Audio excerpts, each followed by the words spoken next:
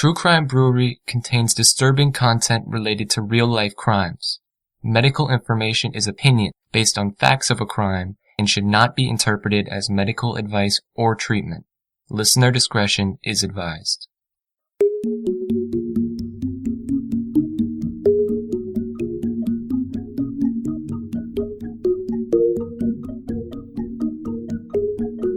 You know, I know everybody deals with grief differently. I've never heard of anybody that gets rid of all signs of their loved one they just lost. My wife and I both pretty much came to the same conclusion that this had a real smell to it. He said there were no severed lines, there's no evidence of any leakage of the brake fluid. And he said without that, you're never going to have a massive malfunction of the brakes. Peter said to us he had a catastrophic brake failure. There was nothing out of the norm that would have caused that truck to have a brake issue, and he should have been able to stop the truck. It didn't shock me that they didn't find anything. I expected them not to find anything. I felt he killed her. Some of Mr. Bergna's interview didn't make sense, but then we also had the why. Why would he do this? Why would he risk his own life? Mr. Bergna came from a very prominent family and from an affluent neighborhood. It sounded very strange for someone of his prominence to murder his wife in this way. She was his main income source. If she were going to go to Italy for 6 months out of the year and basically live away from her husband, he was going to stand to possibly lose his wife, his income, and his control. We knew he was hitting on other women and bringing them to his house, and at least swimming in the hot tub with them, and it looked very unusual for someone that supposedly had a good marriage. We started asking his friends and work associates, and he was actually asking other women out. In the very beginning, I continued to work it as an accident until there was enough things that made you go, I'm really leaning more towards the side that this is not an accident. There was more to this than an accident, and he killed his wife. And once that page was turned, I never turned it back.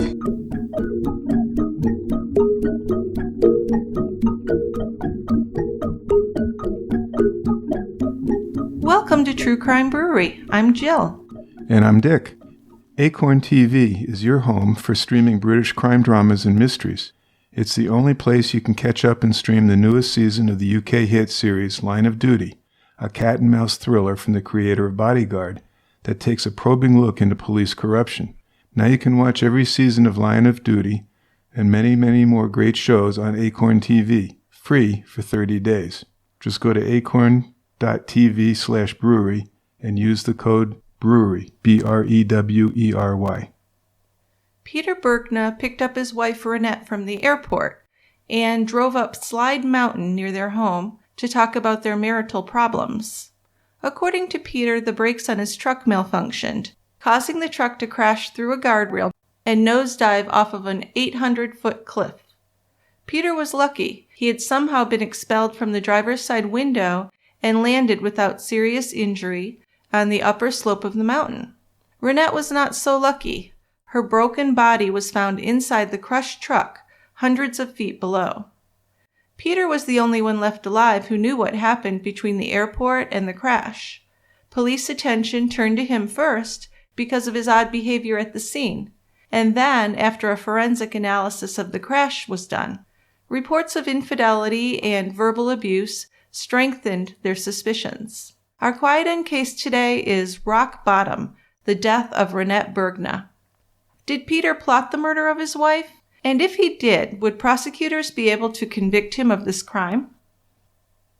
So this occurred in Nevada, in a suburb or part of Reno. And I actually found a beer from a brewery in Incline Village where the Bergnas lived. It's an alt beer from Alibi Ale Works. Now, alt beers are beers that are old. They've been stored for a while. That's one interpretation, because German for old is alt, A-L-T. In Latin, alt means higher, which could represent some higher alcohol. Either way, they're good beers, and kind of a relief, maybe not a relief exactly, but they're not hoppy, smack you in the face type things. They're a lot more mellow. Okay. So this one, the alt beer, is a reddish-brown beer with a moderately sized tan head. Not much in the way of lacing, but the head does persist for some time. And it's got a nice aroma, caramel, a little bit of sweet fruit, little herbal hops. Same with the taste. Pretty smooth beer, only 5.6% alcohol, so we can have a few of these. Awesome. We don't have to share even. No, but we might want to share. Maybe. All right. Well, let's open it up. We'll open it, head down to the quiet end. I see some familiar faces down there.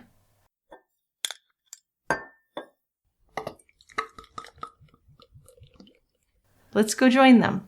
It's Dave and Lisa. Yeah. From Florida.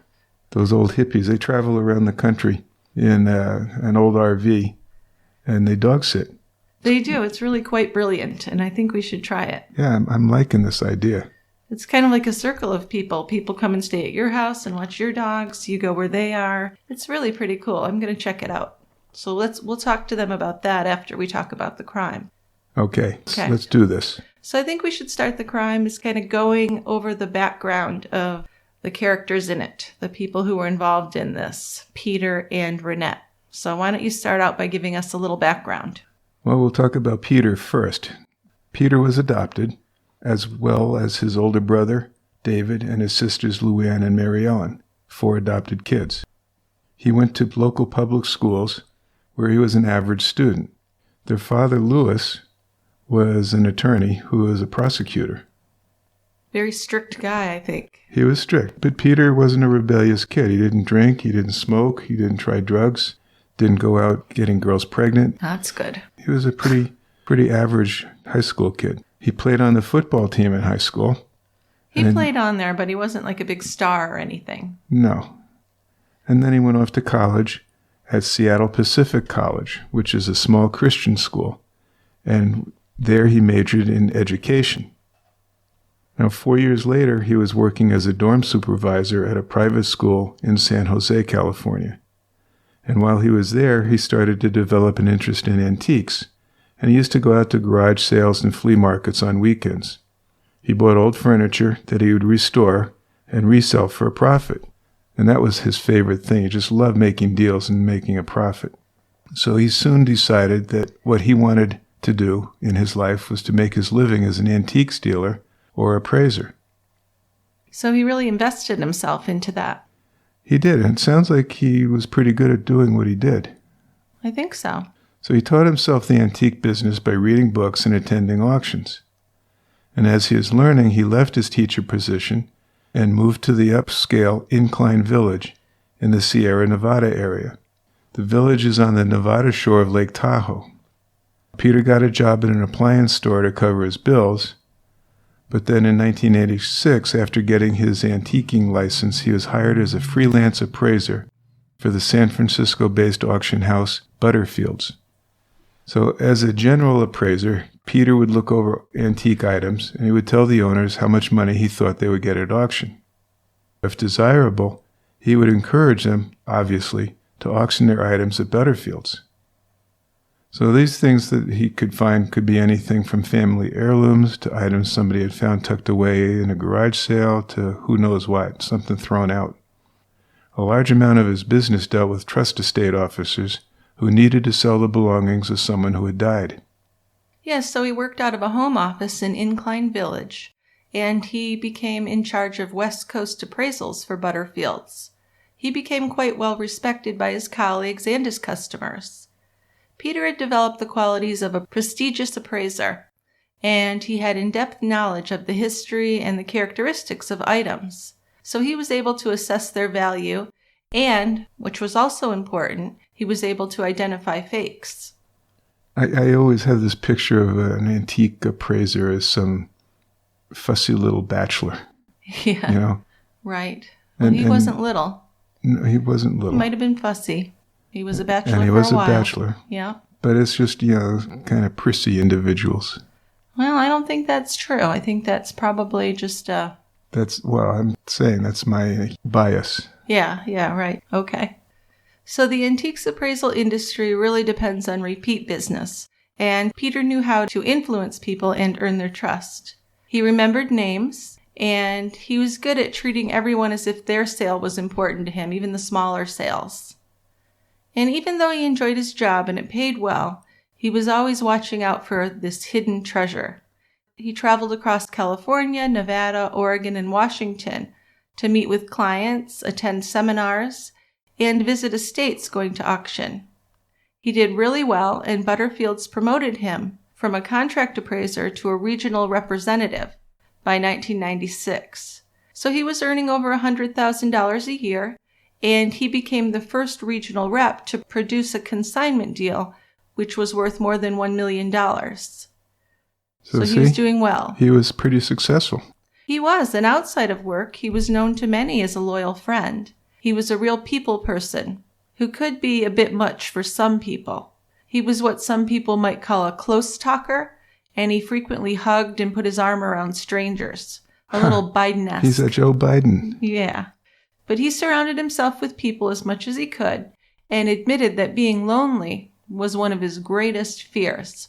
So didn't like to be alone. Right. He didn't, or didn't want to be. No. Now, he met Rinette. Rinette Riella was 38 years old when a friend introduced her to Peter Bergna in 1987. Rinette was a never-married woman who was a devout Catholic, and she was looking for someone to share her life with. Now, the two seemed like a pretty good match, so much so that they were married within months of meeting. So they planned to share a life that included their religion, some good friends, and travel. Right, but there were some differences. I mean, for example, Peter wanted to have children, and Rinette didn't. So I don't know how they ended up getting married with that. That's a big difference. I know. And then if she's married at age 38 or so, her clock is running out. They'd have to move quickly. Right. Although they did consider adoption as well, but she just didn't want to do it. Yeah, she didn't want kids, period. Right. Whether she birthed them or they adopted them. Exactly.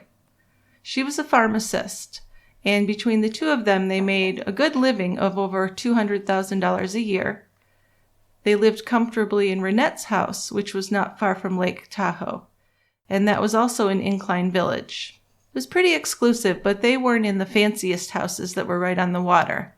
No, they were up the hill a ways. Yeah, but still pretty nice. Nothing wrong with those houses. Well, I read somewhere that their home was valued at around $500,000. Yeah, so it's not a shack and by any that's means. How many years ago?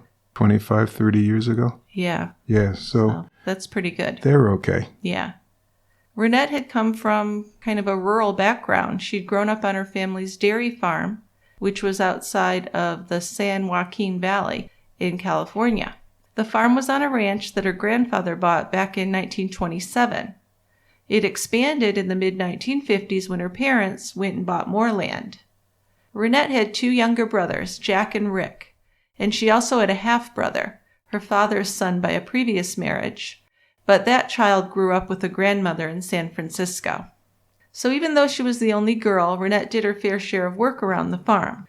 She was 13 years older than her youngest brother, Rick, and she took care of him at home while the mother and father went out to work. After graduating from high school, Rinette left the farm to attend the University of California, Davis. She graduated with honors and planned on going to med school to become a pediatrician. Well, there's a nice idea. Well, yeah, but she changed her mind. Oh, jeez. I know. What the hell was she thinking? Well, I don't know. But I guess if you don't want kids... She doesn't want kids? I mean, maybe there's something to that. Maybe that's where she decided she didn't want kids. Could be. Yeah. Maybe she realized that wasn't her calling. Exactly. But she did change her mind, and she went on to study pharmacology at the University of the Pacific. And she lived at home and completed her schooling and internships. Now, she enjoyed her career as a pharmacist, but her true passion was travel. Yes, Rinette had family in northern Italy, and she loved to visit Europe. After marriage, Rinette and Peter lived in a very nice house that was decorated with Peter's antiques and art. They also had a cellar full of Peter's wines, and many of them were worth more than $200 a bottle. Yeah, Peter fancied himself a wine connoisseur. He did. And they had an extensive wine cellar. Yeah, it was an expensive lifestyle. Yeah. But their lives revolved around their community, and they were active with the schools and the church. Peter coached soccer at the local high school, and Rinette sang in the Catholic Church choir. Rinette became the director of pharmacy at Tahoe Forest Hospital and at Carson Tahoe Hospital in Carson City. Plus, she did consulting work for a private company that worked with pharmacies. So she was doing very well. Yeah, she might have been the bigger breadwinner of the two, at least when she was doing pharmacy work. Yeah, I've debated that, and I think she probably was. Although he might have made commissions. We're not sure. Yeah, well, if he made around 100 and they had an income of a little over 200 per year, maybe she's a little bit ahead of him, but not by much. No, but he did rely on her income to keep that lifestyle. Oh, absolutely. I mean, it's a big thing to be making 200 a year to go to 125, 150 a year. Yeah, well, you just get used to what you make, right? No matter what you make, you get used to it, and there never seems to be enough. Right. So then cutting back is super hard. Cutting back is the hard thing. It is. So like I said, Peter wanted kids and Rinette didn't. Over time, Peter wanted Rinette to be home with him every night too, because remember, he didn't like to be alone. But Rinette, she was super independent. She'd been on her own till her late 30s, and she loved to travel. The strain in the marriage probably reached its peak when Rinette decided to give up her pharmacy career, which was about a 50% pay cut, and start working as a tour guide, spending weeks at a time away from Peter. So this didn't go over well with Peter. Although he would say he was okay with it, most people who really knew him and Rinette would say he wasn't okay with this. No, he really wasn't. That's an underlying theme in their marriage. He didn't want to be alone. He didn't want her to be out doing her thing. Right, and that's, how many married couples want to spend weeks apart like that? It takes special kind of people that can keep a relationship going like that. Certainly does. But it was during a trip that she took through Australia in 1996 when Rinette got this idea that she wanted to be a tour guide. She asked her guide what it would take to get a job with his company, Talk Tours, and he encouraged her to apply.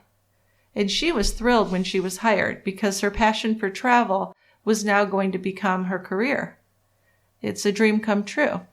When you can do your passion as your career, you're a lucky person. That's the truth. Absolutely. Now, of course, she was very intelligent, but also very caring, smart enough to learn everything she needed to know about the places where she would be sent to take guests on tour, but warm and friendly enough to make everyone feel comfortable and have a good time with them. Rinette often talked of her love of Europe, especially Italy, where she had relatives, and she spoke fluent Italian. She also knew enough French that she could carry on a conversation, which is very handy. Well, it is. And again, that's one of those things I love people that can speak more than one language. It's impressive to me. It certainly impresses me a lot. I took high school French. That's about it. And when people can speak 2-3 languages or more, I think they're on a higher plane than I am somehow because... Absolutely. Yeah, it's impressive. So she started working as a trainee tour guide, going along with a guide and his group on a tour to Williamsburg, Virginia, and Washington, D.C. She watched the guide work and she took notes. The day after that tour ended, she was sent to a classroom in Seattle for 4 days. And she was really excited about this new career. She was given a couple of weeks to go home and study her notes and get organized, and then she led her first tours. There were 6 one-week tours in Williamsburg. So she'd drop one group off at the airport and then pick up another one. In the peak season, she was really busy. Life as a tour guide was everything that she dreamed it would be, she said. And she'd taken a big pay cut. Now she was earning about half of her $100,000 salary. But she loved it, and that was the important thing to her. So much so that she asked the company if she could get some of the longer European assignments, which they sometimes had a hard time filling because not everyone wants to be gone for weeks at a time. Oh, sure. So you can imagine they were happy to get her, someone who can speak Italian, has been there, knows their way around, and wants to go. So she kind of shot to the top of the list of tour guides right away. There was a demand for tours to Europe, particularly Italy, in the spring and summer, and that was growing rapidly. Rinette had done really well in the United States, and the fact that she spoke Italian really made her desirable. In addition to her love of Europe, many people close to her believed that Rinette was unhappy in her marriage, and she was looking for a way to get away from Peter without getting a divorce. So that's a whole other aspect of this that really needs to be considered. maybe if she was happy at home, this wouldn't have been as desirable. You can love Europe, but do you really want to leave your home for that long if you have a spouse who you love and want to spend time with?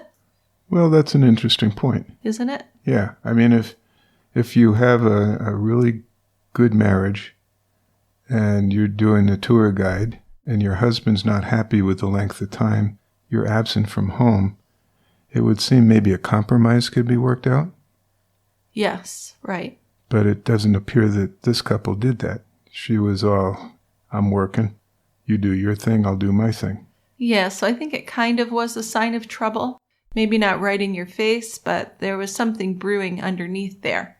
Although Rinette's family would say that she always tried to put on a good face and she would want people to think her marriage was fine. She would be embarrassed to have a bad marriage.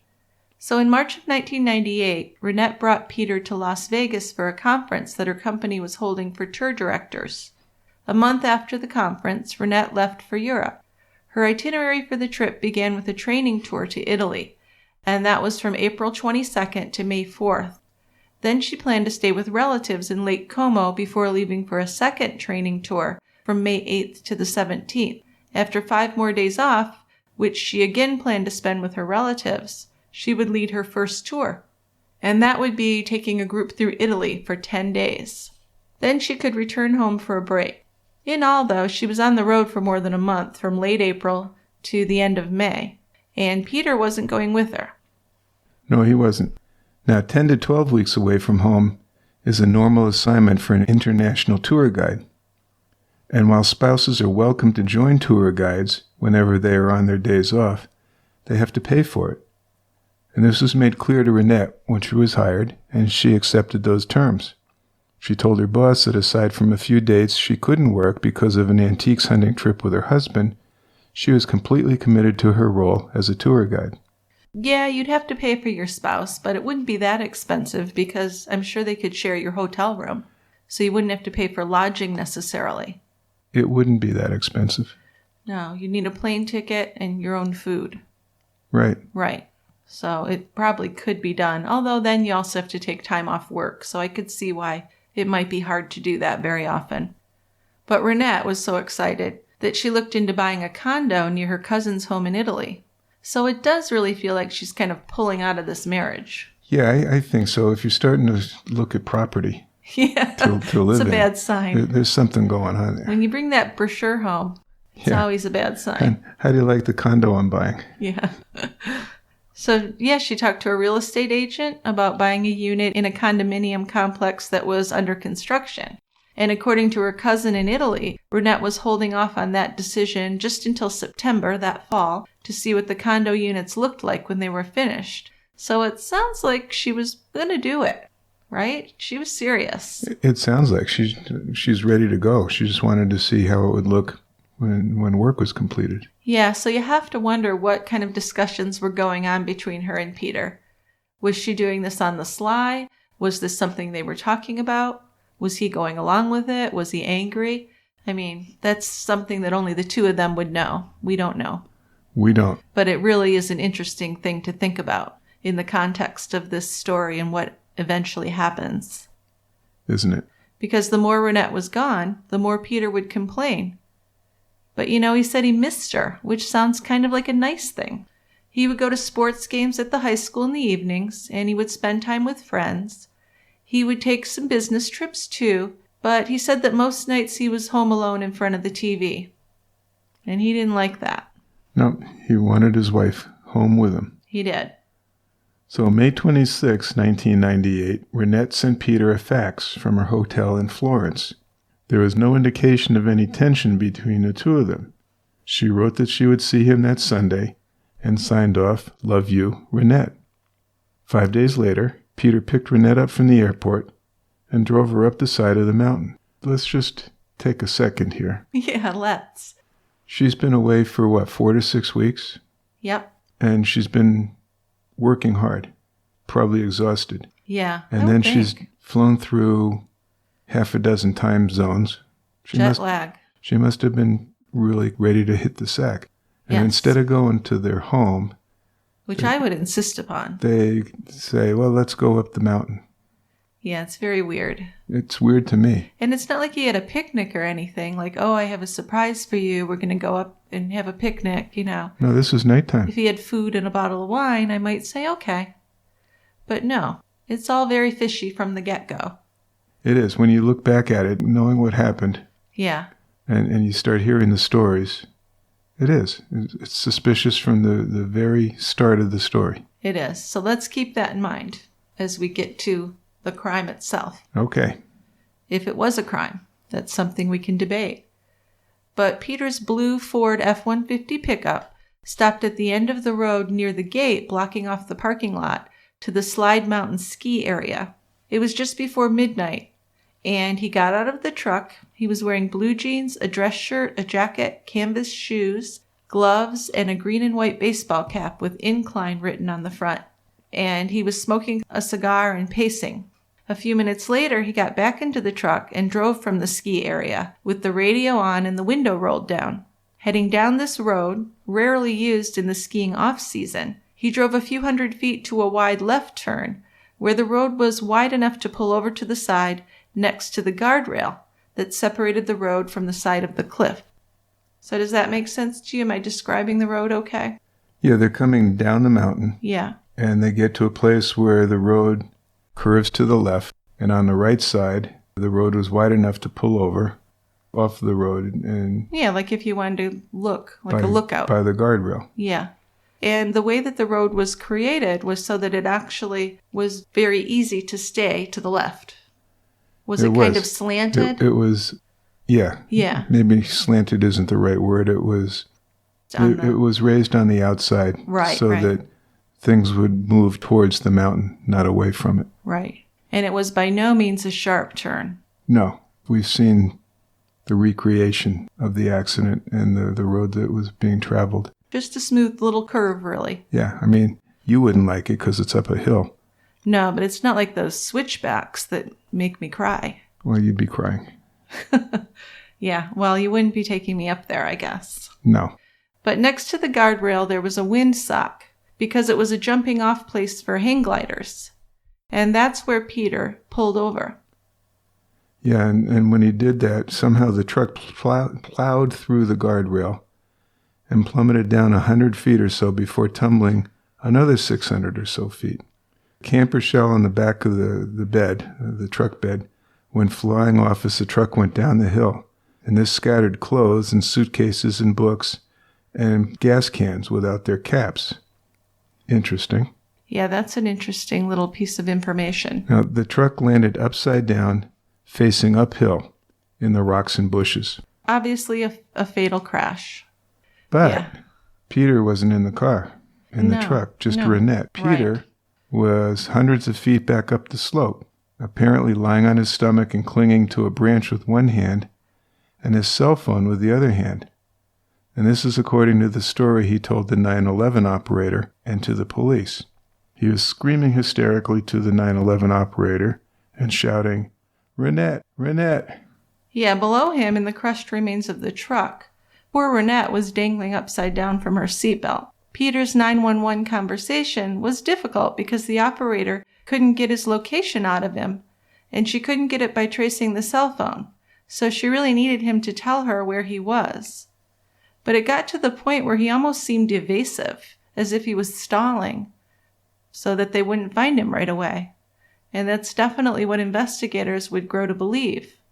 But he said he was on the side of the mountain off the edge, that his car went down the hill, and that his wife was still in the car. But what he didn't say is what mountain, what area he was in. He said he's off the mountain, but this area is just surrounded by mountains. So after at least 10 minutes of back and forth, Peter told the operator that he was on Slide Mountain near the ski resort. Slide Mountain is on the eastern side of Mount Rose. By 12:20 a.m., the operator radioed highway patrol cars to look for a man who'd gotten into an accident. And the operator continued to try to pinpoint his location.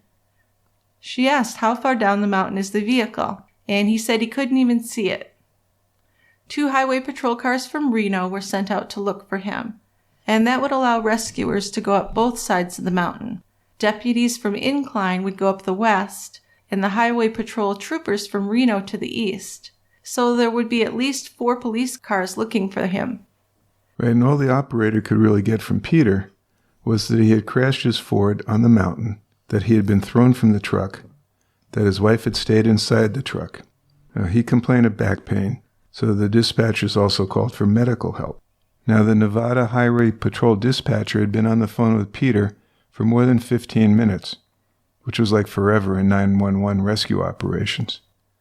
It was near 12:30 in the morning, the first day of June 1998.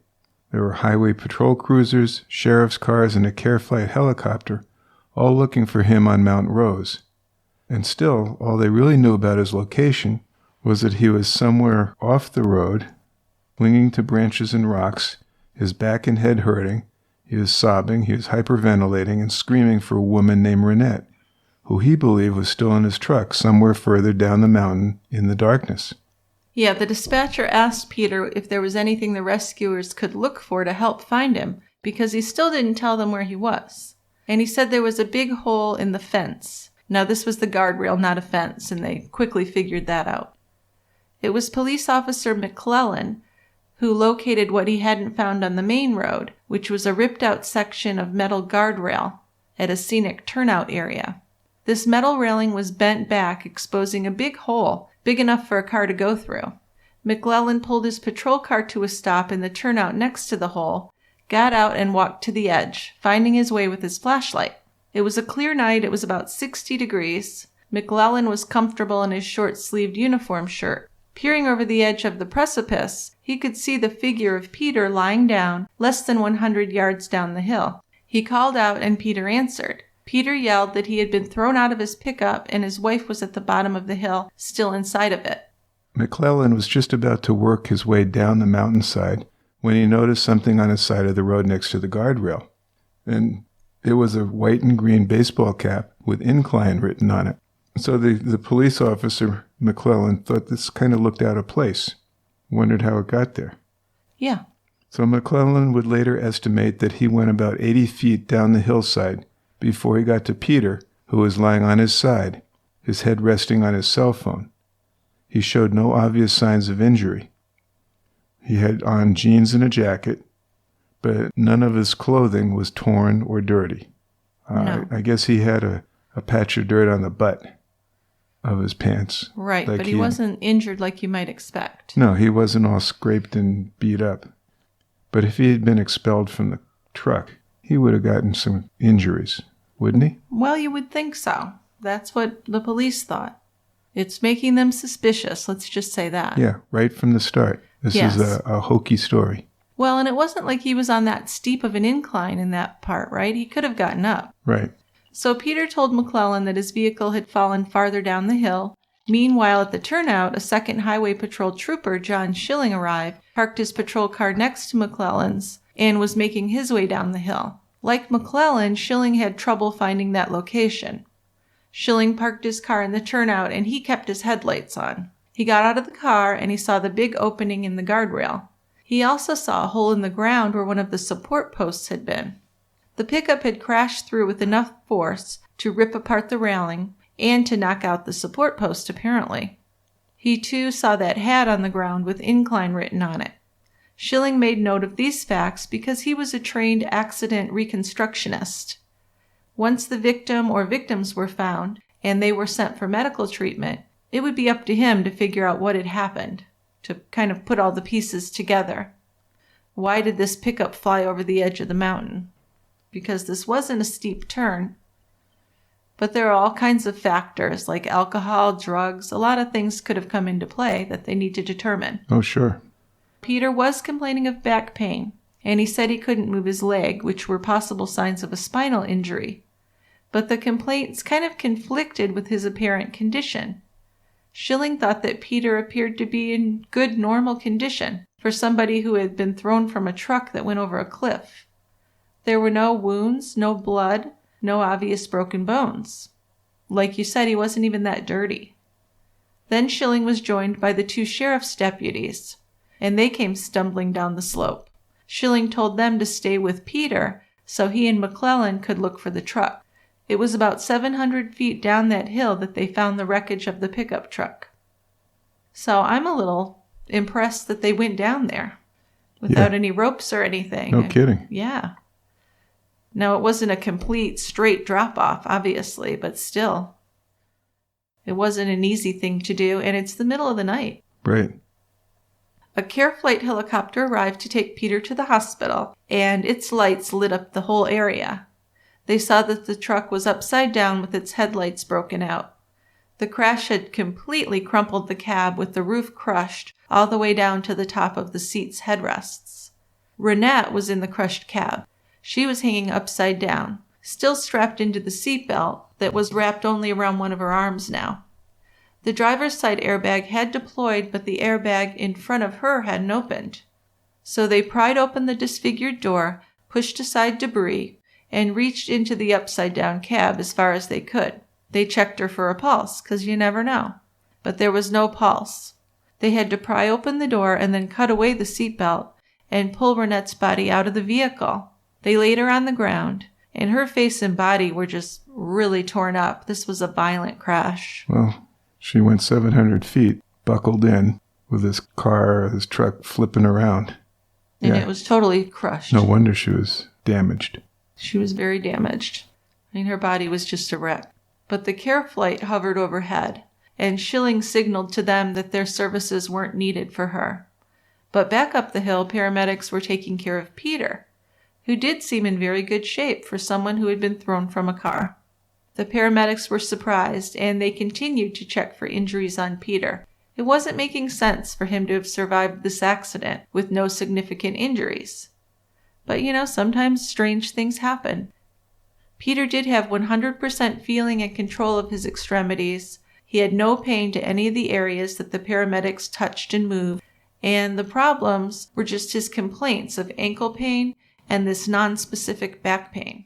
So Peter gets moved by paramedics into a lightweight sled-like stretcher and dragged up the hill.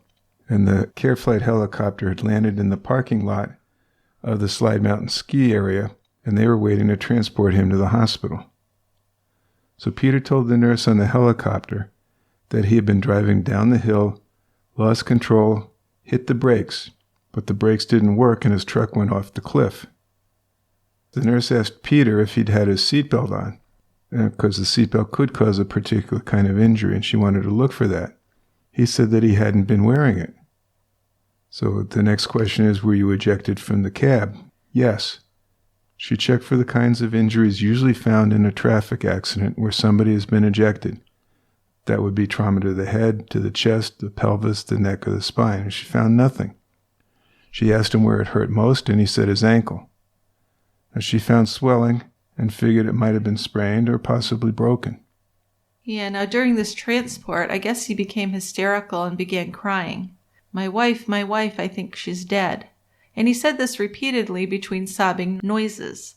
But it was noted by several people dealing with Peter that night, and also in the days that followed, that he never shed any actual tears. Now, to me, this is a subjective judgment, but you hear it all the time in crime cases. There were no actual tears, so we didn't believe him. So they might be developing a bias against him right from the beginning. Just to be devil's advocate sure, here. They could be. They could be. When you take it in totality, nothing really adds up. The lack of tears is just one additional thing. Right, sure. It's something they made note of. Yeah. Yeah. Well, I think it's pretty difficult to cry without making tears, unless you're severely dehydrated or something. Right. They did mention that, and that wasn't a thing. Nope. But for the ankle injury, the nurse gave him morphine by IV, and she gave him a sedative, Versed, to lower his blood pressure and calm him down. This also slowed his breathing, and he relaxed for the remainder of the flight. But while Peter was in the hospital, a trooper spoke to him for a few minutes, and they also had him give blood and urine samples, which is routine. After a traffic accident, you have to make sure that the driver especially isn't impaired. And he agreed to all of that, and he didn't complain about any of that. At the crash site, Trooper Schilling was given a rope and pulley set up to make his way back up that hill. When he got back up to the turnout, he found a lot of activity going on. There were troopers, firefighters, and volunteers who had all responded. So it was difficult for him to tell what evidence hadn't been driven on or walked over or moved by somebody. As a crash investigator, he would have liked to have had the scene secured and preserved the evidence as it was when he arrived. But by then it was too late. The turnout and the hillside had really been trampled and disrupted by all these people. Several sheriff's deputies and rescue workers had gone down the mountain right on top of the path of the truck and walking over all the debris that had been thrown from it. He found Trooper McClellan, and they found a highway patrol photographer to take pictures of the roadway as well as the broken guardrail. But what seemed odd was not so much what they found, but what they didn't find, right? Right. No black marks in the roadway showing a skid from the brakes, no brake fluid, no signs of sliding tires or an uncontrolled turn. It just looked like it was driven right off. Right. If you believe the story that the brakes failed, there wouldn't be any black marks. That is true. Because he didn't have any brakes. Right. So they'd have to wait until a forensic exam of the car was revealed. Right. Now, in actuality, there wasn't any huge sharp turn to make. This turnout was only a few hundred feet down the gate from the ski area, so the truck couldn't have picked up too much speed. And the turnout where the truck had gone through the guardrail was on a wide curve that was banked, or super elevated in highway design lingo, toward the mountain. So there's plenty of room to turn left and avoid the cliff, even if the truck was going fast. So to Schilling, it looked like the truck had turned straight into the guardrail, and that would mean that Peter would have had to have made a sharp right turn on a curve that was going to the left anyway. Despite his concerns about what had happened, Schilling went back down the hill for the second time that night. He found the truck and he put a light on top of it so everybody would know where to go to recover Rinette's body. The coroner asked the troopers to bring her body up, and it took about an hour to do that. And her body was placed in a blue coroner's bag and laid on the side of the roadway, waiting to be picked up and transported to the morgue. But as the sun came up that Monday morning, June 1st, the crowd at the crash site had been joined by one more person from law enforcement, and that was Detective Beltran, and he had been sent to the scene to help decide what had happened. So when they send a detective, that's a sign that everything isn't so clear-cut, maybe. I don't know. I think they're just trying to investigate it. I mean, he's just one more policeman there. Right. So you think detectives always go to car crashes? I think so. Maybe not always. But anytime there's some questions about how it happened? About the occurrence of the crash, I certainly would want a detective to be there. Okay. Well, it just seemed like a lot to me because they already had an accident reconstructionist there. So I thought maybe they were more suspicious than average when they sent the detective out, but I can't be sure. That's a possibility, or a strong possibility. Yeah. So Beltran joined Schilling, and they surveyed the crash scene together. And Beltran noted what Schilling had previously noted. No skid marks. There was no reason for the truck to veer towards the guardrail on the right. A suspicious scene. Right. So deputies hauled up debris from the hillside, including 2 red plastic gas cans. And they also picked up the green and white baseball cap with incline written across it. Someone had already moved it from its original location on the side of the road in front of the guardrail and put it on one of the wooden support posts. About 100 yards up the road from the accident scene, near the gated entrance to the ski area, Detective Beltran found what looked like a woman's shoe marks that were scuffed in the dirt. He wondered if they belonged to Rinette, and if so, why would she have been walking out around the truck and the outside in the dark? So that was another thing. And he also wondered why they were up in this remote location anyway to begin with late at night. It was all a little weird. It certainly was. So as Beltran's walking the scene, a car pulled up. And who's in the front seat, passenger side, but Peter? So Beltran and Schilling knew who he was. He was the driver of the pickup truck who said that he'd been thrown from the vehicle. Peter Bergna, age 45, lived only a few miles from the crash site. Had he been so hysterical in his 911 call that he didn't know where he was, even though he was just miles from his longtime home? Well, and that's a curious thing because as he tells his story in the upcoming days, weeks, months, he goes back and forth about that was his favorite spot. He had hardly ever been there. So the inconsistencies really kind of do him in there. Well, and then here's this guy who might have a spinal cord injury when they first discovered him at the accident scene. Yeah. Strolling around. Yeah, he seemed fine. Well, except for the ankle. Yeah, he actually had broken a bone in his ankle or his foot. One Yeah, of the two. right. So the woman who died in the car was identified as his wife, Rinette, who was 49 and lived at the same address that he did. The last time investigators had seen Peter, though, he was in that Care Flight helicopter on a stretcher. So when he showed up in the luxury car, being driven by a friend, it was just a little bit weird, because the only thing he really had was a slight limp from that ankle. I mean, not even any scratches or anything. No. He had a question for the detective, and to Schilling's surprise, it wasn't anything about Rinette, whose body was still there, only a few feet away in a body bag. Didn't seem to bother him at all. Didn't seem to have any effect on him or interest him in any way, that his wife was dead lying there. What he wanted to know was if anybody had found his fanny pack. Trooper Schilling told him that he hadn't seen it, but he would keep looking, and then Peter got back in the car and was driven away. He never asked about Rinette or even gave that body bag a glance. It was weird, but then maybe he just couldn't deal with the reality of his wife's death at that point. I mean, everybody reacts differently. But regardless of that, the detective thought he really needed to have a long talk with Peter because, as far as he was concerned, things just weren't adding up. No, things were muddled, shall we say. Okay. So 4 police officers came to Peter's house later on to pick him up and to take him to the station for questioning. Now, the house at this time was filled with concerned friends and colleagues, right? I mean, your wife has just died, you've been injured, you're going to have lots of people over to make sure you're okay. They were pretty well liked in the community. Peter seemed to be having a good time receiving so much attention. He seemed to be happy to have people there with him. We He know he was didn't like to enjoying be it. alone, but it's not like he was partying. So he was lying on the couch, head down, leg was wrapped, he had crutches nearby. That morning, people were serving food and calling relatives and friends to tell them about the crash and about Rinette's death. But Peter was cooperative with police.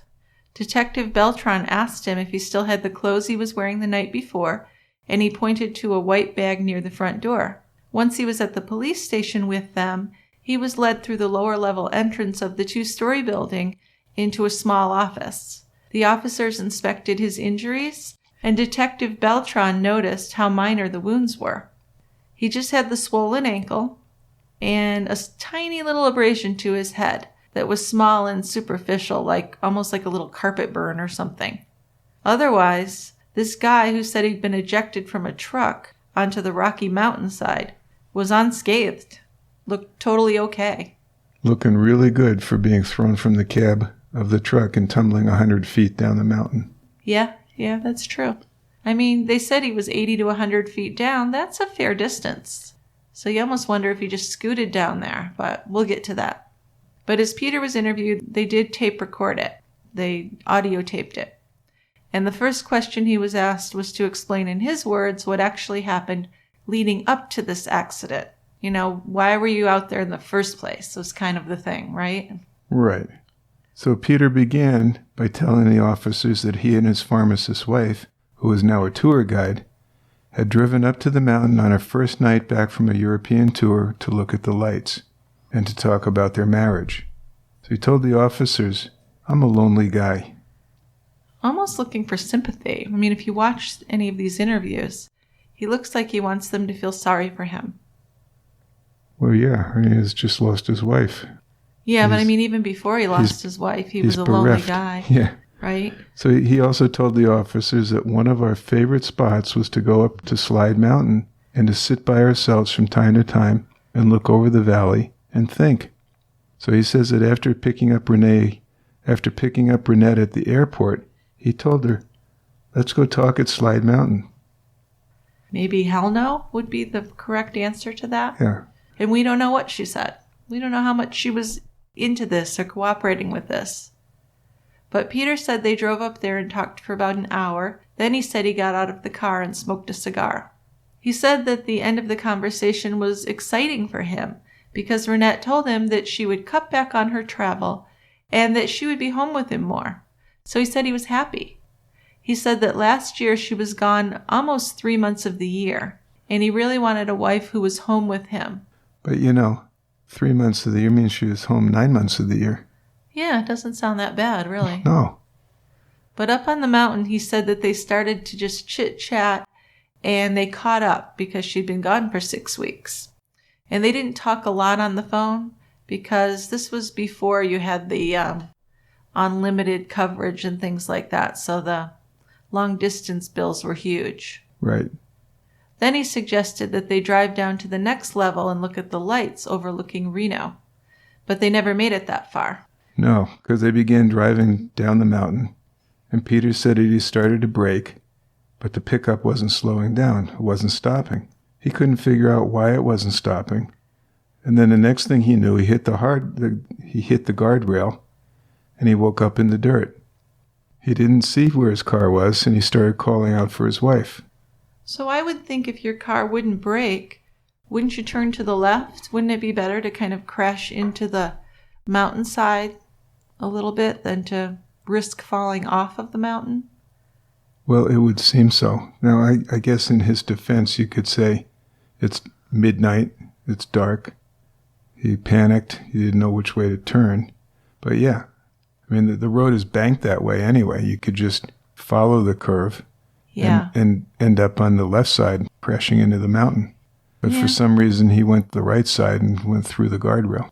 Yeah, but like you said, it's hard to say what you would do in this situation. It's not like you have time to think about it. Or maybe he did take time to think about it. Maybe he did. Trooper McClellan asked Peter to describe exactly where they were when they stopped to talk. And Peter said that they were parked about 2 car lengths away from the ski resort gate. They went to the top, turned around, and came down to where the accident happened. Peter said he accelerated on the way down. He didn't know how fast he was going, but he said he'd had a problem with his truck before. He'd had it looked at by Jones West Ford a couple of weeks earlier, he said. And sometimes after he started it, after running it for a while or going a long distance, it would hesitate to start off. So he had to give it a little more gas to get it going. So Peter said that he did accelerate to get going, and then when he started to brake, the truck didn't respond to that. So he was in a panic. He didn't understand what the problem was with the truck, but the dealer had told him it was a computer problem or something. So vague. We're really vague there. Vague. And none of that's going to check out when they talk to the car dealer anyway. So that will go in the column of strange things that make him look bad. Right. So then Peter told them that he had told a friend after the accident that about 1.5 years earlier he had had a similar brake problem. He was pulling into the driveway, trying to stop the car, and he was pressing as hard as he could on the brake, and it wasn't stopping. So that's convenient to remember that. Well, the trooper asked him when he realized that he was going towards the guardrail, what did he do? And he couldn't remember. He was asked if he applied the brakes, and then he said, that's a good question. So now he's not even sure if he did hit the brakes. Yeah, well, he can't stay consistent with his story. No, that's a big problem. That's a huge problem. Peter called the area where he took his wife one of their favorite spots to sit and watch the lights. Then he said he'd maybe been there 5 or 6 times in the last 11 years. That doesn't sound like your favorite spot if you don't even go there once a year. Sounds like, huh? Very rarely visited for your favorite spot. So he's contradicting himself again, and of course the police are taking note of that. The story he was laying out was not making sense. He's lonely for his wife. He drives up to the side of the mountain in the middle of the night. They discuss their marriage, and then somehow, which Peter can't remember how, the car ends up going off the cliff. He didn't know if he was braking or not braking, but he was pretty sure the truck had no history of brake problems. So people do act strange and inappropriate sometimes after a tragedy. So I try and give him the benefit of the doubt there. And the investigators said that they did try and give him the benefit of the doubt, but they were also trying to keep him talking because now they're suspicious and they've got him in the office without a lawyer. Right. He's there willingly, signed off on his Miranda rights, and was talking. So yeah, let's keep him talking. Of course. So McClellan asked Peter to go over what happened leading up to and after he picked up Rinette at the airport. He said that at 9 p.m. he left for Reno to pick her up, stopped along the way to fuel up his truck. He was planning to go to Vegas on Wednesday, he said, and he filled up 2 extra gas cans to take him to Vegas. So that was his first statement to explain evidence found at the scene, these 2 plastic gas cans that didn't have caps on them. Detective Beltran, who'd picked up the cans, had wondered why the truck was carrying this extra gas. The gas cans, combined with the lack of skid marks or any other evidence of an accident, of course was very suspicious. The cans were torn apart in the crash, but the truck hadn't blown up. And I think maybe that's what Peter wanted. If he did this, I think he expected the truck to blow up. Yeah, he's been watching too many movies. I think so, because it's really pretty rare for a vehicle to explode in a crash, even if the gas can is leaking or there are gas cans inside of it. Like you said, that's the thing in the movies. Yeah, and Peter's claim was that he had filled the gas cans for trips to Vegas because gas prices could be high. Which, I mean, Sure. geez. So it's 10 cents more a gallon. I know, but some people are cheap like that, you know? Some people are. Frugal. Yeah, okay, frugal. But yeah, it's all very strange because now we have a truck with a full gas tank plus 2 extra gas cans. It kind of makes you wonder, was he trying to get this gas to do something? Right. The investigators were wondering if he'd been preparing to kill his wife instead of planning for a trip to Vegas. Like his claim that the brakes didn't work, his explanation for the gas cans seemed unlikely as well as very inconsistent. At times he said he needed the extra gas to save money from higher-priced stations, and at other times he said he needed the gas for his lawnmower. Yeah, again, he's not sticking to the story. He keeps changing it. Now, maybe it seems like minor changes to him, but there's some suspicious stuff there. Any changing your story is always a bad idea. I think so.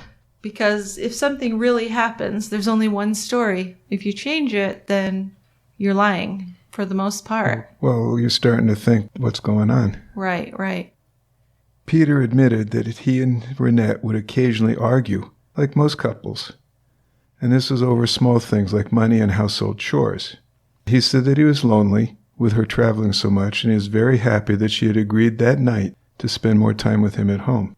Yeah, one possible slip-up of Peter's was his admission that while sitting on the side of the mountain awaiting the ambulance, he had said to the 911 operator that he didn't see the truck or a fire. So why was he expecting to see a fire? Was he expecting the crash with a full gas tank and 2 containers of gas to cause an explosion of the pickup? Well, yeah, he's been watching movies. He knows what happens. Well, the detective believed that Peter's clothing was going to be some critical evidence for them. So they got everything together that he was wearing that night and sent it to the crime lab. The clothing could help recreate what happened on the mountain and help answer the question of when Peter actually left the truck. One curious thing that I have to point out is that Peter was wearing jeans, a shirt, a coat, and gloves. But it was 60 degrees at the time of the crash, and those who knew him would say he wasn't the type of guy to bundle up. He was bundled up. He was. Now, if you're a cynical person, you'd say he was bundled up so he could survive sliding down the mountain. Not hurt himself so much. Right. Well, another interesting part of that is that video surveillance from the gas station where he filled up the truck in the cans before he picked up Rinette showed him just wearing a short-sleeved shirt when he went into the gas station. So why did he stop and put all those clothes on? So that's not adding up, yeah. It isn't. Because the driver's side airbag had deployed during the crash, then the cab of the truck would have been filled with a powdery substance that's used to lubricate the airbag. So Beltran knew from investigating other accidents that this substance was usually a fine cornstarch. So the detective wanted to examine Peter's clothing to see if it was covered in cornstarch. Now, if it was, that meant he was probably in the cab at the time the airbag deployed when the truck hit the guardrail. And this would support the thesis that the crash was an accident.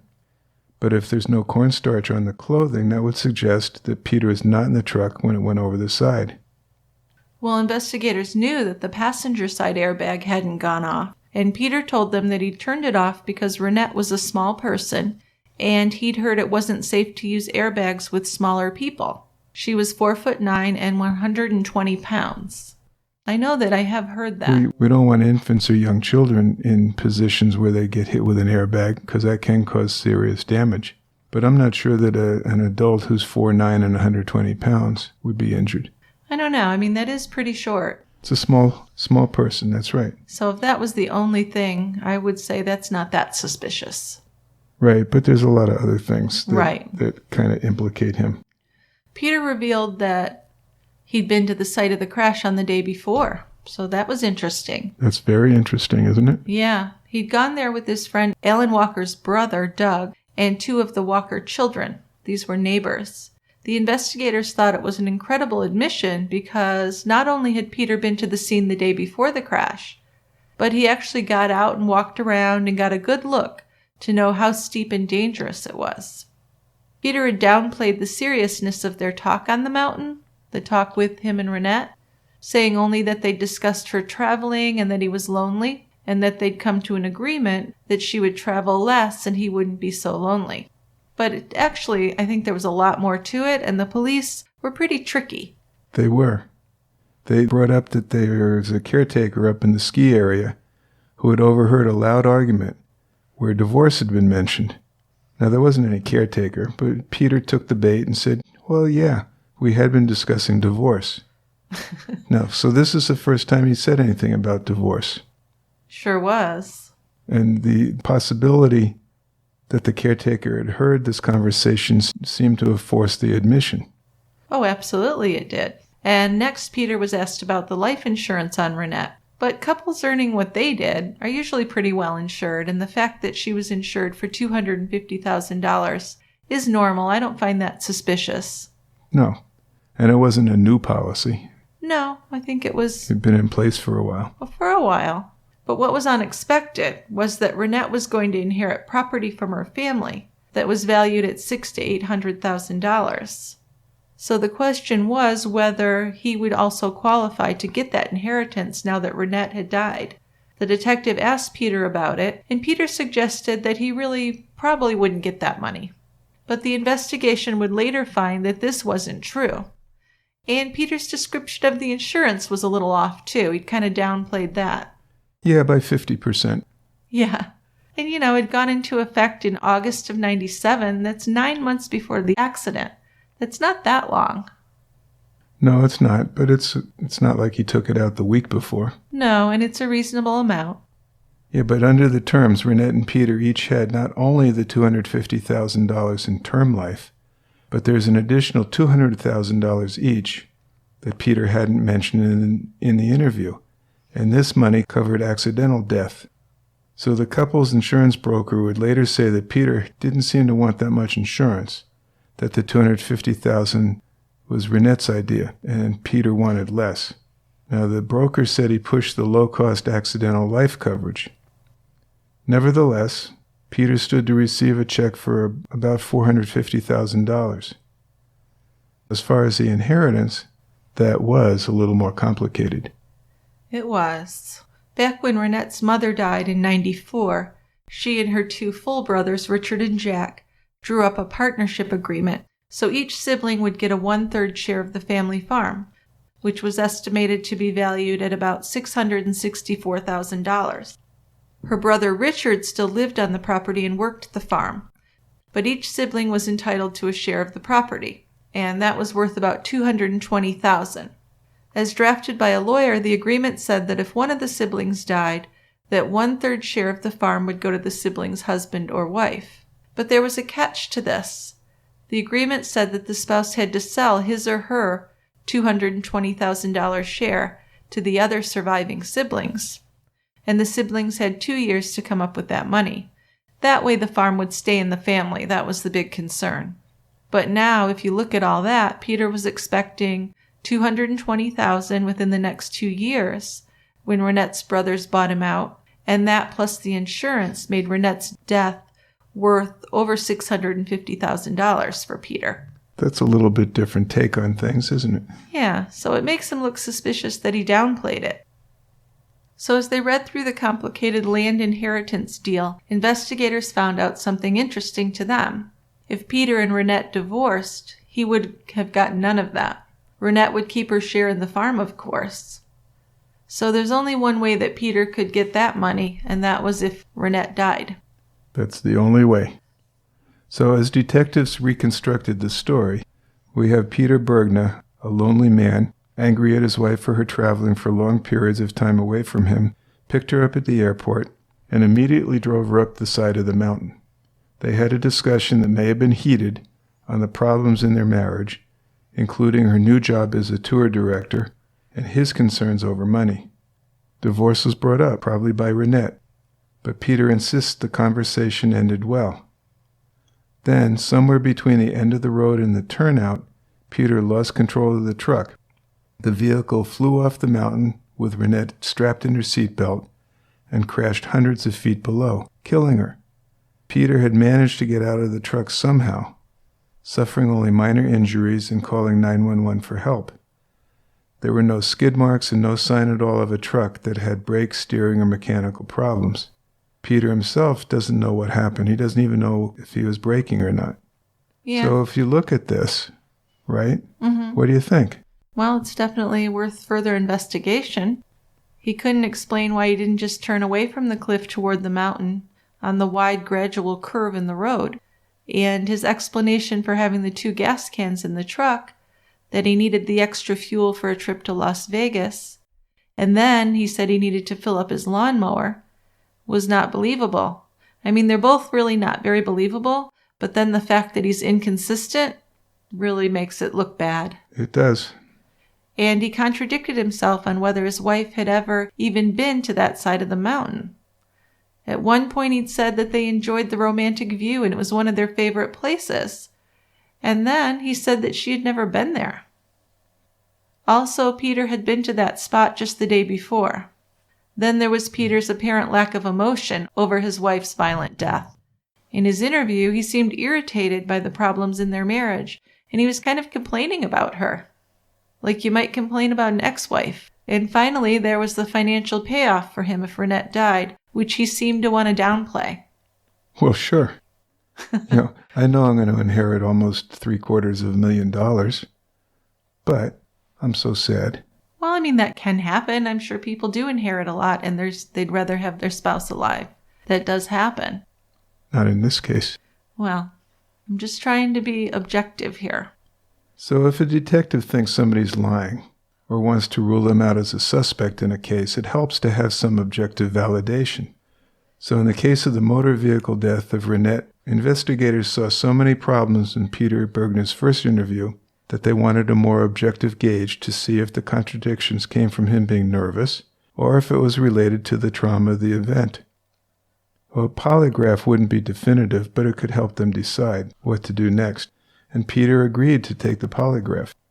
I mean, he was very cooperative, you have to say that. He was. He always did as the police suggested. At least he appeared that way. Right. So he arrived at the sheriff's office for his polygraph with his father, Louis Bergna, who, as we said, was a former top prosecutor for Santa Clara County. And this was 2 days after the accident. Right. But Peter didn't come out as truthful or as deceptive. During his exam, he disobeyed the instructions of the examiner on how to behave during questioning, and he breathed heavily while talking about the facts surrounding the accident. Seemed like he was purposely throwing off the instruments. The examiner told Peter to breathe normally, but he continued to breathe erratically, and it really seemed like he was doing it on purpose. So the examiner couldn't decide whether Peter was lying or not because Peter was trying to manipulate the test. So Detective Beltran decided he was going to interview Peter again. He was convinced that Peter was not only lying, but that he was conniving enough to try and beat the lie detector test. Investigators wanted to poke as many holes in Peter's story as they could and delve deeper into his marital problems. If they couldn't get a confession, at least they could get more contradictory statements to build a case against him for the premeditated murder of Rinette. So the detective asked Peter for a second interview and is pretty surprised that he agreed to do it without a lawyer in the room with him.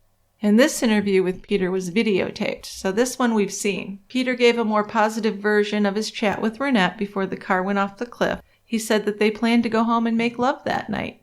They'd been apart for weeks while Rinette was in Europe. He absolutely denied purposely killing his wife. He'd actually gone around later to different people saying how he just really wanted to get laid because she'd been gone so long, which seemed really kind of distasteful considering the circumstances. Well, and then if you think about that, then why didn't they go home and do it? I know, right? Why delay to look at the scenic turnout or whatever that was? Yeah, I don't know. I mean, that's just bullshit. Yeah. Well, after the interview, while standing at the elevators with his dad, the detective overheard Peter tell his father, "I did it." And then he brought Peter back in for more questioning. He was asked about what he was admitting to his dad, and Peter said he'd admitted nothing. So the interview appeared to be over by this point, and Peter stopped cooperating. But then, a few minutes later, Peter came back to the interview room after speaking with his dad. For an unknown reason, Peter's father, who as a prosecutor knew he would have to the risks of talking to police without a lawyer, had given Peter his approval to go back and talk to them again. Yeah, well, I think he wanted the truth to come out. Even if it meant his son was a killer? Even if it meant his son was guilty. Yeah, you might be right. Well, that's my reading on what I've found out about the father.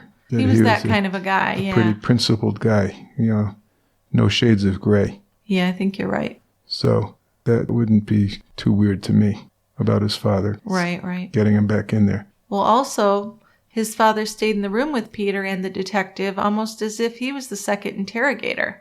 Yeah, now that's a little more interesting to me. And he told that Peter he hung around. Yeah, and he told Peter to tell the truth. Yeah, so he did. He said that he confessed to being guilty in Rinette's death because he did something wrong with his driving. Yeah. Not exactly a confession. Well, no. He said he wasn't sure if he was pressing the brake or if he accidentally pressed down the accelerator. So now we got a new twist on his tail. And this was kind of a little outburst he had. "Oh, I feel so guilty because I don't know if I pushed the brake or accelerator. I should have saved her. How did I let this happen?" So this seems kind of like a ploy even to me, trying to be open-minded. Oh, yeah, that's for sure.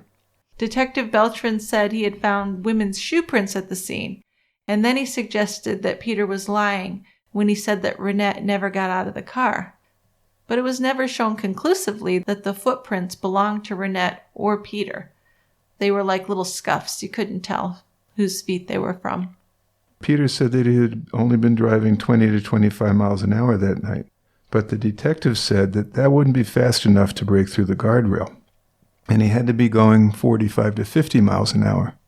Peter added that he didn't know if he got out by opening the door, or if he jumped out through the window, or even expelled through the window. Peter didn't agree with the detective, but he and his father left on good terms. And it seemed like Louis Bergna, the father, and the detective were almost chummy. Well, Louis Bergna was a man of the law, and he got along with the police, and he wanted Peter to sit there and tell them the truth, like you said, no matter what it was. Right. Now, that was the last interview that Peter gave the police. Yes. He's done with them. Yeah. Despite Peter seeming to manipulate the polygraph, and despite the fact that Detective Beltran accused him of being a murderer based on the answers he gave during his interviews, Peter wasn't arrested at this point. Investigators decided to allow him to be free while they continued their investigation. And although they had suspicions, there really wasn't any hard evidence that he had murdered his wife. No witnesses, no confession, and at this point there's really no undeniable physical evidence, although there's a lot of suspicious things.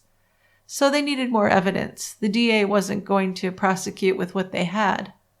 One of the first things the detectives wanted to see were the results of Rinette's autopsy. A medical examiner might be able to determine whether she'd been killed before the crash or if she died from the impact. So Dr. Roger Ritzlin did Rinette's autopsy at the Washoe County Coroner's Office in Reno. Ritzlin noted superficial scrapes and bruises, including scrapes to her stomach and neck from the seatbelt. During the internal exam, he found 13 broken ribs, a broken right wrist, and a broken kneecap. Both of her collarbones were dislocated. She had bled into her chest, and her head was severely injured due to swelling and bleeding to her brain. Her neck was broken, so the official cause of death was multiple injuries due to blunt force trauma. So there were no other signs of trauma from a weapon and no poison. Ritzlin said he couldn't tell whether the fatal injuries in terms of the broken neck and head trauma were inflicted before, during, or after the crash. Well, we pretty much know it's not after the crash. Well, after it comes to rest. Yeah, well, true. But if Peter had killed his wife and sent her off the cliff to make it look like an accident, this autopsy wasn't going to prove it for them. No, it wasn't going to tell you anything. Other findings in the investigation were more promising. A helicopter had been called in to lift the truck wreckage from the side of the mountain and flew it down to Reno, where the truck was stored in a garage. Inspection of the truck determined that there was nothing wrong with the pickup's brakes or steering mechanism. So, to me, that's one of the best pieces of evidence. Oh, yeah. Yeah. It was confirmed that the driver's side airbag in the steering wheel had inflated, but that the passenger side airbag in the dash had not. It had been deactivated by a manual switch, and that's just as Peter had said that he did, which I think is reasonable. Yeah. As Detective Beltran had brought up during an interview, airbags are generally lubricated by a white powder-like substance that would leave a passenger covered in fine dust after an accident. Peter didn't seem to have any on his clothing, so this could mean that he jumped out of the truck before it hit the guardrail, and the airbag was triggered. So if Peter had been thrown through the window after hitting the guardrail, he should have had at least some dust on him as well as more injuries.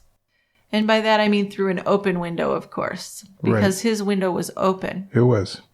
So the clothes were sent out for forensic exam because it was possible that the dust was there but wasn't visible. It was also possible that the pickup model didn't use as much powder or used a different kind of lubricant altogether. So after interviewing family and friends of the couple, detectives found that almost everything Peter had told them was true, about their marriage anyway. For their entire marriage, Rinette loved to travel, and Peter seemed to share her passion. But when she became a tour guide, everything seemed to change. Investigators found that Peter's complaints of loneliness were not exaggerated. Friends and Rinette's family told story after story of how much Peter hated having Rinette away from home. So he was honest about that. Right. Investigators went through Peter's clothing that he had been wearing the night of the accident, and they found a document that Peter had typed up on a computer. And this said, "Agreement to improve our marriage, 5/26/98. Peter and Rinette. Improve our self-love. Love the other person. Listen to the other person's ideas. Compromise with our ideas. Implement our ideas. Work for common goals. Be kind to others. Take control of our money and bills. Deal with problems as they arise. Use common sense when dealing with problems. And make love more often." Am I the only one that thinks that's kind of weird? No. Okay. I mean, I think it's weird too. But Well, I can see, writing things down so you know what you want to talk about, but some of them are just really strange, like use common sense when dealing with problems. I mean, that's so vague. well, it is. Well, Most of it's vague. Yeah, right. Deal with problems as they arise. Now we'll just push them to the background. Well, I mean, is this something, let's think about it. Is this something to kind of show investigators that he was really trying to work on the marriage? Do you think he made it up for that? Yes. You do? Short answer. Okay. So you think he planned to kill her, and this was part of the cover-up? I do. Okay. He actually printed it, of course. Yeah. So why would you need to do that? I don't know. But after printing up the agreement, Peter did attend a retirement party for an old friend and told anybody who would listen how much he missed his wife. Karen Owen, an elementary school teacher who lived across the street from the Bergnas, also attended this party. And at one point, Peter came up beside her at the bar and blurted out, "Well, as you know, my wife's gone again." Then Peter started telling her all he really wanted in life was a wife who would stay home and give him children. And we know that's not Rinette.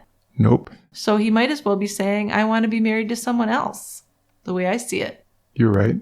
The fact that Peter hated it when she was away and he was left home in a quiet, childless house showed investigators at least a contributing factor in his motives to send her over that cliff. If she wouldn't agree to stay home more, he'd kill her. But then on the other hand, it could support that there was no reason to kill his wife out of loneliness, because eliminating her would mean she'd be gone totally, and he'd be even lonelier. Well, yeah, unless he could find some new women. Right, someone to replace her. Yeah, and then detectives did find signs that Peter might not have been as lonely as he claimed. So the first hint came from a man named Leo Humphreys, who, as vice president and trusted administrator for the Wells Fargo Bank in Reno, worked with a number of appraisers, which included Peter. Humphreys told detectives that in the first or second week of May, while Rinette was in Europe on her training tours, Peter asked Humphreys about another employee of Wells Fargo, a woman named Janet Mello, who was a senior credit officer in the private banking division. Peter asked if she was single, so he told Humphreys he might ask Janet out to the movies, and Humphreys told him he didn't want to have anything to do with it, and that if Peter wanted to ask Janet out, he would have to do it himself. Yeah, they also found out that the night before Rinette's return, Saturday, May 30th, Peter went to a second party, in addition to the retirement party. And this was a surprise 40th birthday party at a popular Mexican restaurant. This was for a friend named Teresa Flores.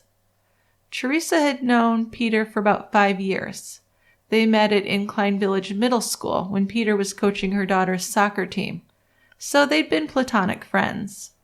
Peter arrived at that party early, around 5 p.m., to join the others as they were waiting for Teresa to show up, because this was a surprise party. So they made small talk, and Peter asked her if she was single. She told him she wasn't married, but she had 2 daughters. Then she left to pick up the birthday girl, and while she was away, Peter started talking to Brenda's friend, Audrey. So he was on the prowl. He invited Audrey to come to his house and see his art collection. Want to come to my place and see my etchings?